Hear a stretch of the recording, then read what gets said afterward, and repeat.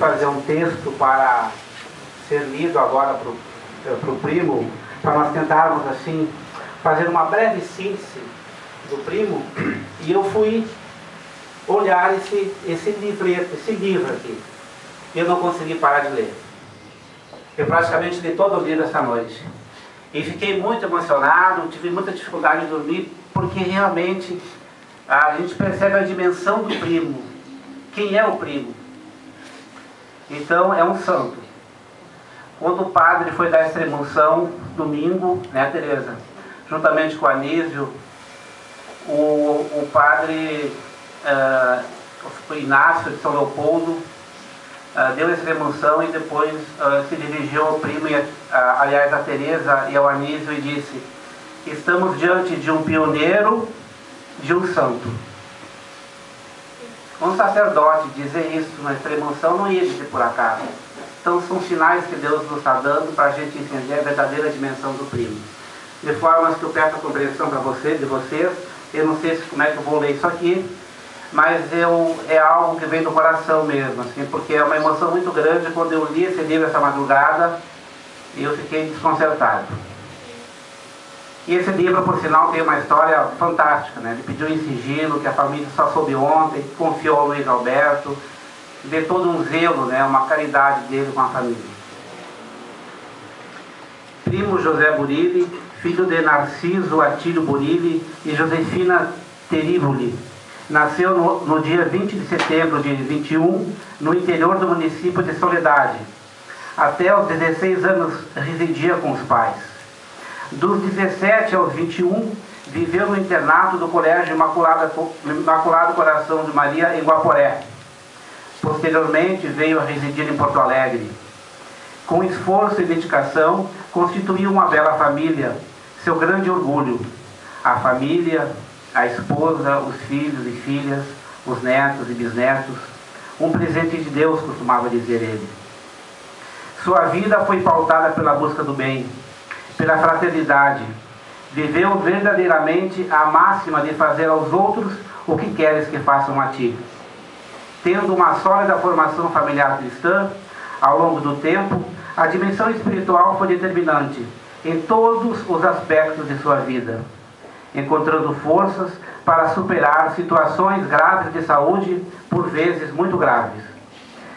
Contraiu matrimônio com Maria Teresa Reis no dia 19 de julho de 52. Não cansava de dizer que Teresa havia sido enviada pelos céus. Isso me emocionou muito. E tem um texto grande que ele fala da sua eterna namorada, da Teresa.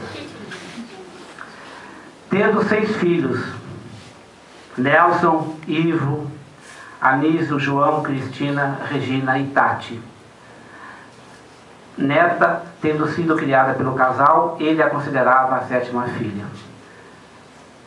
E sempre falava com muito carinho da Tati, né? Quando ele falava para nós, assim. Em 71, teve o seu primeiro contato com o casal. Em 71, teve o primeiro contato com o movimento dos focolares. Movimento esse ecumênico nascido na Igreja Católica no início dos anos 40 do século passado, em Trento, na Itália, através de Chiara Lubich, cujo carisma é a unidade dos povos, das diferentes etnias e culturas, classes sociais, através da vivência concreta das palavras do Evangelho, fazendo do mundo uma grande família. Sua alma generosa foi também ao encontro dos vicentinos, tendo lá desenvolvido um admirável e persistente trabalho com os que mais sofrem. No movimento dos focolares, que definiu como sua família espiritual, inseriu-se na vocação dos voluntários. Foi um dos pioneiros em trazer essa espiritualidade no Rio Grande do Sul. Um testemunho vivo de um homem realizado na vivência do Evangelho. Em todos os ambientes que frequentava, do seu testemunho emanavam fragmentos de esperança, de amor verdadeiro e puro ao irmão, de uma generosidade ímpar e concreta. Foi ele, primo, o maior divulgador da revista Cidade Nova, editada pelo movimento dos focolares, por mais de 40 anos, sendo sempre o campeão de assinaturas, sendo que em 2011, o ano passado, com 90 anos, com claros sinais da doença que já limitavam, mesmo assim, promoveu mais de 76 assinaturas. E aqui uma particularidade, ele só não promovia as assinaturas, ele tinha um contato pessoal com cada pessoa. Ele tinha, eu tá comigo isso, né? A Tereza me passou, né? Um patrimônio. Uma série de anotações com fichário, aonde ele tinha, além dos dados da pessoa, endereço, se a pessoa estava doente, como é que ele tinha encontrado a pessoa, data de aniversário da família. Então ele telefonava para o filho que estava de aniversário. Se a pessoa tinha alguma preferência, ele também telefonava o tipo de preferência. Ele mantinha um contato pessoal com os assinantes. E também ele aproveitava para dar a palavra de vida, que é a palavra do Evangelho, que mensalmente a gente procura pôr em prática. Então ele tinha, além da promoção da cidade nova que ele promovia, ele tinha uma relação pessoal com todo mundo. Tinha a convicção que através dessa revista podia-se divulgar os valores universais da fraternidade, do amor evangélico ao próximo, na construção de uma nova humanidade, com homens novos. Ele foi a prova viva de que os destinos da humanidade mudam se nossos corações baterem sob o pulsar do amor permeados pelo Evangelho, vivido dia a dia, momento por momento. Todos nós somos testemunhas do seu grande respeito e atenção para cada pessoa que encontrava, e especialmente os focolarinos e focolarinas, pelos quais demonstrava um carinho e um amor muito especial. Chiara Lubich, a fundadora do movimento Focolare, lhe deu uma palavra de vida, uma palavra do Evangelho, como um projeto de vida, o qual hoje vemos concretizada, que é: corramos com perseverança, com os olhos fixos em Jesus. Hebreus 12, versículo 1 a 2. Foi sem dúvida um cidadão do mundo, pois seu testemunho de vida ultrapassou de longe as fronteiras do Brasil, tendo ecos no mundo inteiro. O primo hoje é um cidadão dos céus. Ontem nós recebemos e-mails de Roma, da Espanha. Hoje de manhã eu recebi ligação de Recife e especialmente do Francisco, do Chico, do interior do Paraná, que estava muito emocionado, me falou muito da importância do primo na sua vida e transmitiu um grande abraço à família, à Tereza. Então, a passagem do primo ao paraíso mexeu com a humanidade, mas também com os céus. Agora, o Luiz Alberto vai nos falar desse momento, desse período de enfermidade do primo. Ele procurava viver concretamente o Evangelho no hospital, na família, onde ele estivesse. E um dos pontos culminantes foi que, numa noite em que ele estava com muitas dores, no dia 3 de setembro, e o médico, durante a tarde, havia passado no quarto e havia lhe dito que ele fizesse um esforço para poder se conectar novamente com o mundo. Ele apesar de 90, 91 anos, acessava e-mails, era conectado, era um jovem. E ele percebeu naquela fala do médico a vontade de Deus. E apesar das dores, ele pegou um papel, uma caneta, e durante horas, a madrugada toda, tentou escrever um texto sobre o que ele estava sentindo, para cumprir o que o médico tinha lidado com. Ele entendeu como a vontade de Deus. E aqui está o texto, o manuscrito dele. Algo fantástico. E se chama A Dor Destrói e Constrói. Aí a gente fizemos uma reunião, ficamos impressionados com o que ele nos falou. O Luiz Alberto, com muita habilidade, porque o Luiz Alberto há 3 anos mantinha uma relação muito estreita, porque estava sendo construído esse livro, conhecia muito bem a escrita do primo. E, de certa forma, transcreveu o que ele escreveu naquela noite do dia 3 de 9 de 2012, que agora o Luiz Alberto vai nos dizer.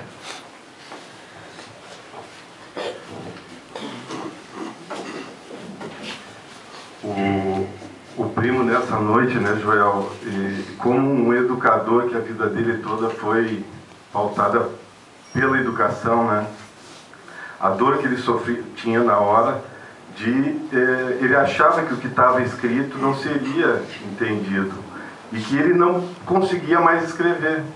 E para o educador aquilo era uma dor tremenda, né? E nessas reuniões que até no hospital a gente fazia, né?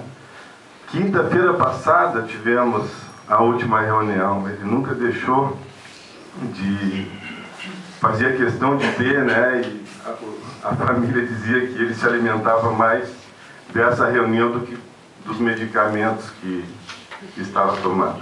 Mas então, assim, tudo que eu vou dizer aqui são palavras do primo, literalmente, né?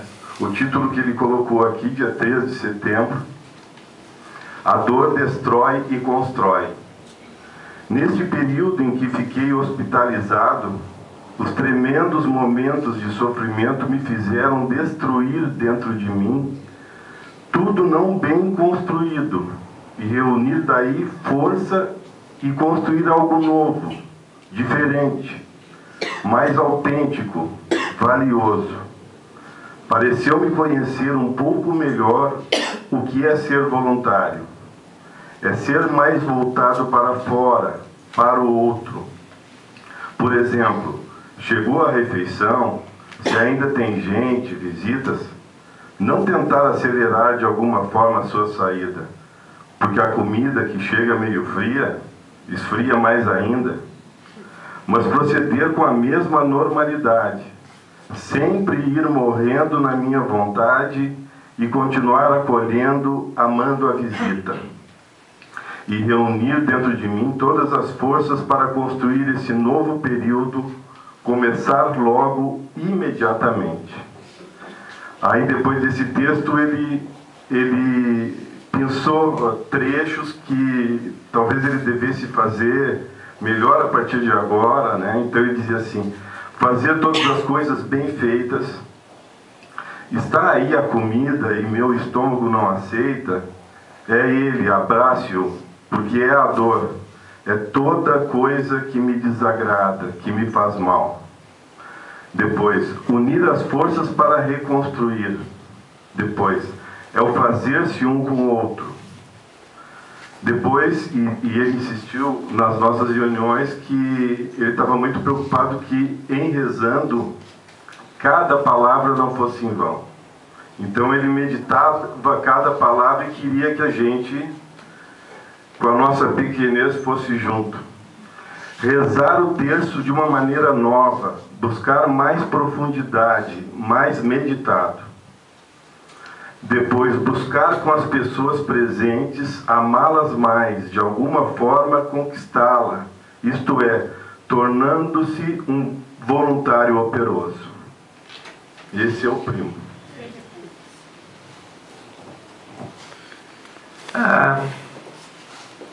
Nesse tempo, a gente fez umas 3 edições de um jornal que nós temos do setor dos voluntários dentro do Movimento Focolare, tem essa vocação de voluntários. E no nosso boletim foram feitas 3 edições praticamente falando da realidade do primo. E isso circulou o Brasil todo. E depois haviam retornos que as pessoas davam do que isso tinha provocado em suas vidas. Aí veio mensagens fantásticas. O Flávio, depois da missa, depois da missa, irá nos ler algumas mensagens.